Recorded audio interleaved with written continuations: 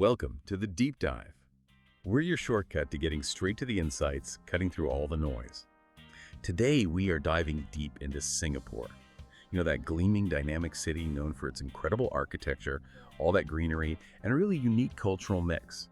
But there's definitely more to it than just the famous sights, and that's what we're going to explore together.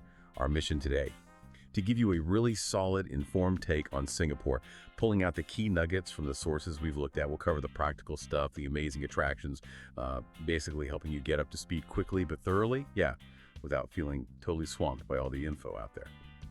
So for this, we've used a couple of great sources, a guide to the top attractions picked by locals, and an essential traveler's guide covering everything from prep to local laws. Expect essential travel tips, a look at attractions for pretty much every interest, and some genuinely surprising facts that make Singapore, well, Singapore.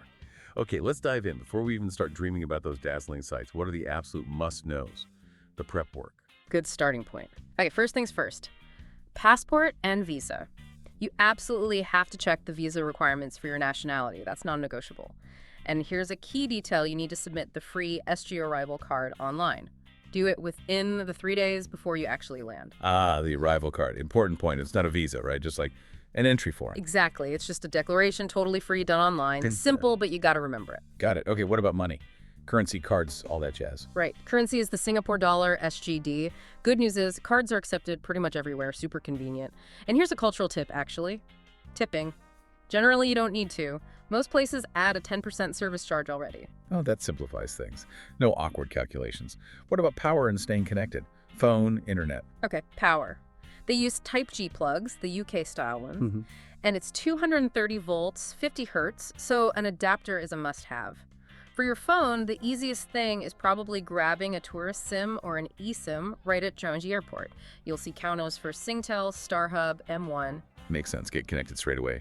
And packing. What's the weather really like? Hot and humid all year round.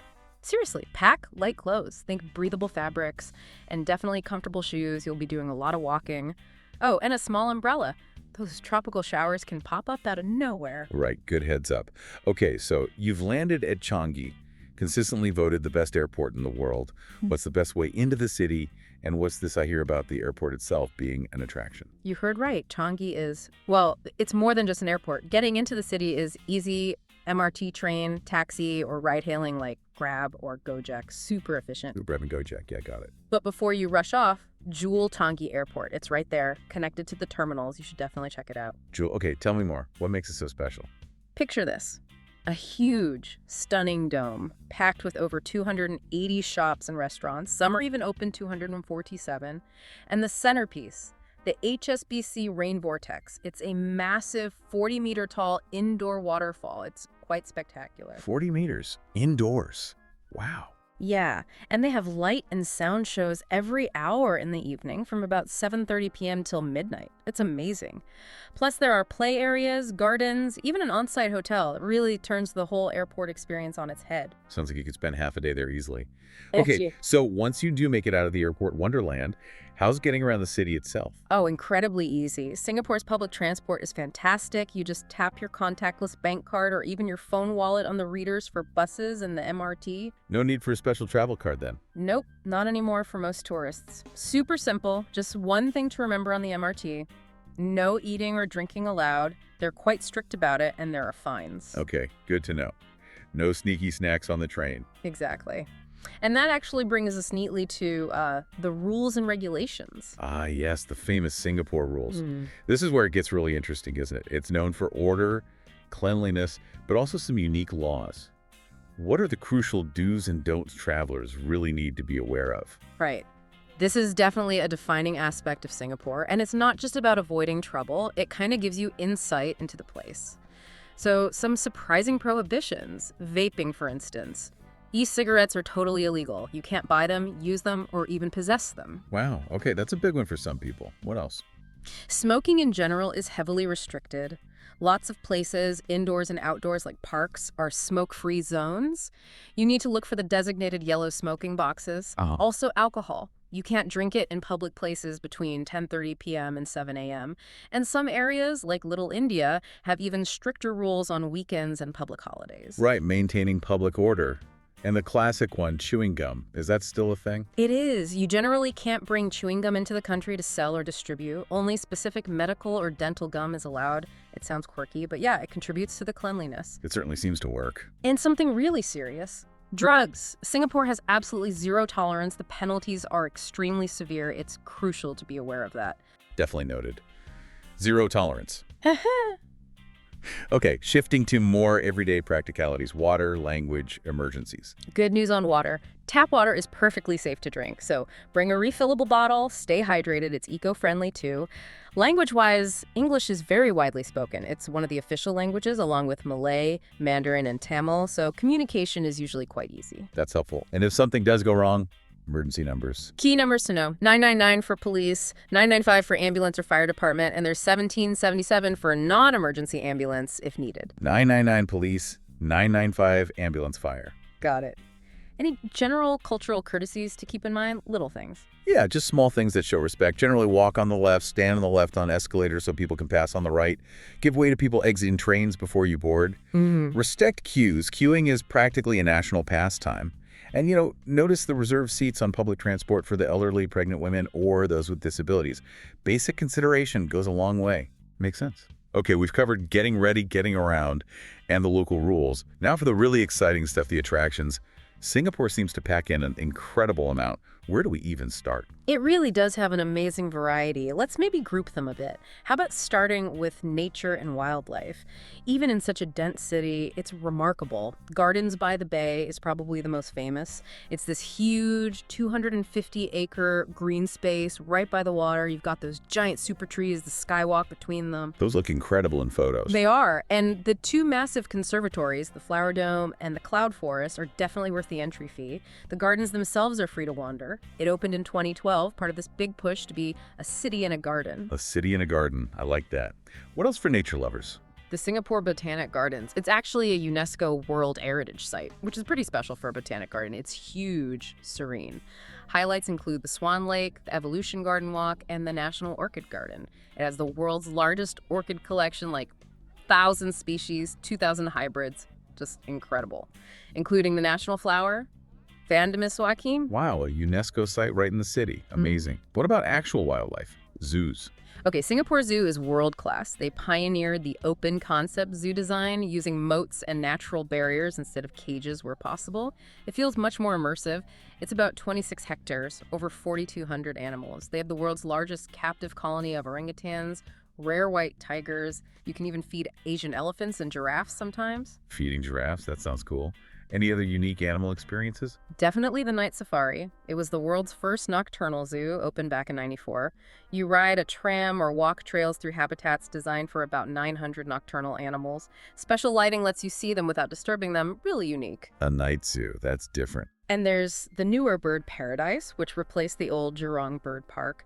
It's 17 hectares with these huge walk-through aviaries mimicking different world regions. Lots of free-flying birds, including endangered species like hornbills. They have new shows and tours, too. Sounds like a bird lover's dream. Yeah. Anything a bit more off the beaten track, nature-wise? For sure. You could visit Sisters Islands Marine Park. It's Singapore's first marine park, protecting coral reefs. Access is mainly through guided tours, usually twice a month, so you need to plan ahead. Or, for a real step back in time, there's Pulau Ubin. It's an offshore island, mostly undeveloped greenery, great for cycling, bird watching, hiking up Puka Hill for views, even kayaking through mangroves. It shows you what Singapore was like before all the skyscrapers. Pulau Ubin. Okay. A glimpse of the past. And finally, McRitchie Reservoir Park. It's the oldest nature park. Loads of trails, boardwalks through the forest. Just one warning. The long-tailed macaques can be quite bold. Admire from a distance and definitely don't feed them. Good tip. Don't want any monkey trouble. Okay, that's an amazing range of nature. What about iconic buildings and culture? Well, you can't talk icons without mentioning Marina Bay Sands, that distinctive shape. The main thing for visitors is the Sky Park on top, 200 meters up. The observation deck gives you those absolutely stunning panoramic views, gardens by the bay, the sea, the whole skyline. Designed by Moshe Safdie, it's a must-do for the view. The view from up there must be something else. What about art and history? The National Gallery Singapore is fantastic. It's housed in the former City Hall and Supreme Court buildings, two major historical landmarks beautifully repurposed. Inside, it holds the largest collection of Singaporean and Southeast Asian modern art. Really impressive space and collection. History and art combined. Nice. Any other key cultural spots? There's the Singapore Art Museum, or SAM. It used to be in an old school building, but now it's mainly at Tanjong Pagar District Park, focusing on contemporary art, always worth checking what exhibitions are on. And for performing arts, the Esplanade Theaters on the bay. Locals nickname them the Durians because of the spiky roof. They host thousands of events a year, a real mix of Eastern and Western performances. The Durians, I could see that. Any hidden gems? Maybe Chime Ease. It's a former convent school, now a cool lifestyle spot with bars and restaurants in beautiful old buildings. It's undergoing a bit of a revamp, but usually has a nice atmosphere. And then there's Ha Par Villa. This place is unique. It's a theme park opened in 1937, held with colorful, sometimes bizarre statues depicting Chinese myths and legends. Bizarre how? Well, its most famous section is the 10 Courts of Hell. It graphically shows gruesome punishments for various sins. It apparently gave generations of Singaporean kids nightmares. It's weird, a bit kitsch, but utterly unforgettable. Wow, the 10 Courts of Hell. That sounds intense. Definitely memorable, I bet. See, it really shows a different side, doesn't it? Okay, switching from the mythological to the more modern thrills, what about theme parks? Shopping? Right, for classic theme park fun, Universal Studios Singapore on Sentosa Island is the place. Great rides like Transformers, the ride, Battlestar Galactica, the big roller coasters, Jurassic Park, Rapids Adventure, Revenge of the Mummy. It's really well done, fun for everyone. Universal Studios, always a popular choice. Any other big attractions like that? There's River Wonders, also in the Mandai Wildlife Reserve area near the zoo and Night Safari. It focuses on freshwater ecosystems. Over 11,000 animals, manatees, crocodiles, fish. It has the world's biggest freshwater aquarium exhibit and explores animals from major world rivers, including the Amazon. And crucially, it's home to the giant pandas, Kai Kai and Gia Gia. Pandas, always a crowd pleaser. Okay, and for those who prefer retail thrills, shopping. Then it has to be Orchard Road. That's the shopping street. It stretches over 2 kilometers, just lined with malls, luxury hotels, designer stores, department stores, cafes, everything. You can find high fashion, electronics, but also unique spots like the Grand Whiskey Collection inside one of the hotels, which apparently has like 4,500 rare whiskeys. It's a whole experience, not just shopping. 4,500 whiskeys. Okay. Orchard Road sounds serious. So we've covered sights, rules, nature, thrills. But we can't talk Singapore without talking food, right? Especially the hawker culture. It's even UNESCO listed. Absolutely. Food is huge EE in Singapore. It's completely woven into the cultural fabric. And yes, the hawker culture getting UNESCO recognition really highlights how important it is. Hawker centers are the heart of Singaporean dining. They're basically these large food courts with lots of individual stalls selling amazing food at really reasonable prices. It's where locals eat. It's where you get the best stuff. Okay, so must-visit hawker centers. And once you're there, overwhelmed by choice, what are the absolute must-try dishes for a first-timer? Oh, the classics. You have to try Hainanese chicken rice. Simple, but sublime when done well. Then there's laksa, that spicy noodle soup. Satay skewers with peanut sauce. Chili crab is iconic. They're usually pricier and found more in seafood restaurants. But some hawker stalls do great versions. And for breakfast or a snack, kaya toast with soft-boiled eggs and coffee. My mouth is watering already. Laksa and chili crab sound amazing. Any practical tips for eating at hawker centers? Payment, etiquette. Good question. Payment is shifting. Many stalls now accept cashless payments, QR codes, contactless cards, but it's still wise to carry some small bills and coins, especially for older, smaller stalls. Etiquette-wise, it's common practice to chope or reserve a seat using a packet of tissues while you go order your food. Just don't leave valuables. And clear your tray after eating. Most centers have designated tray return points now. The tissue packet reservation. I've heard of that. And just to remind everyone, tipping. Still no need, especially at hawker centers. Prices are net. In restaurants, that 10% service charge usually covers it, so no extra tipping required. Perfect. Okay, so with all this incredible information, the prep, the rules, the nature, culture, thrills, food, how does it all fit together? Our source material even suggested a 3-day plan. Can you walk us through how that might look? Yeah, a sample itinerary can be really helpful just to see how you might structure things. So day 1 could be focused on the iconic Marina Bay area and the city center.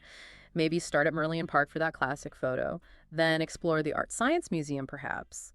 Spend the afternoon at Gardens by the Bay, Definitely see the Flower Dome and Cloud Forest. Then in the evening, enjoy the light show at Marina Bay Sands, or maybe a walk along the river at Clark Quay, which gets lively at night. That sounds like a great first day, hitting those big landmarks. What about day 2? Day 2 could be more about culture and maybe some shopping. You could spend the morning exploring Chinatown, the temples, the bustling streets, maybe grab lunch at the food street there. Then, in the afternoon, head to the National Gallery for some art and history. After that, maybe explore Kampong Glam, checking out Haji Lane with its cool boutiques and street art. And for the evening, either hit Orchard Road for some serious shopping or explore the Bugis area, which also has great markets and malls. Culture, art, shopping, nice mix. And for the final day, day 3. Day 3 offers a choice, really depends on your interests. Option A, if you're into nature, maybe spend the morning at the Singapore Botanic Gardens and then in the evening do the night safari experience. Okay, nature focus. What's option B? Option B is more for theme park fans or those wanting beach time. Head out to Sentosa Island, spend the day at Universal Studios Singapore or maybe the SEA Aquarium. Then you could relax on one of the beaches and catch the sunset before heading back. Great options. So you can tailor it a bit. That really helps visualize how you could experience so many different facets of Singapore in just a few days. Wow, what an incredible deep dive we've had today. We've gone from the nitty-gritty pre-trip prep and those unique Singaporean rules All the way to stunning nature reserves, iconic architecture, world-class entertainment. and, of course, the absolutely amazing food scene. Hawker Centers, here we come. Absolutely. Hopefully you feel much better equipped now.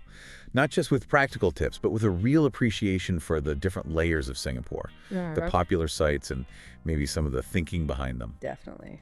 Ready to explore beyond the surface. And perhaps this deep dive leaves us with a thought to chew on. In a city that's so planned, so modern, so efficient, what does Singapore tell us about the future of cities? How do we strike that balance between development, nature, preserving culture, and embracing progress? It's a fascinating case study. Maybe you'll find yourself wanting to explore even further, perhaps tackling some of those hiking trails we mentioned, checking out a specific art exhibition, or catching a concert at the Esplanade to uncover yet another layer of this truly dynamic city-state.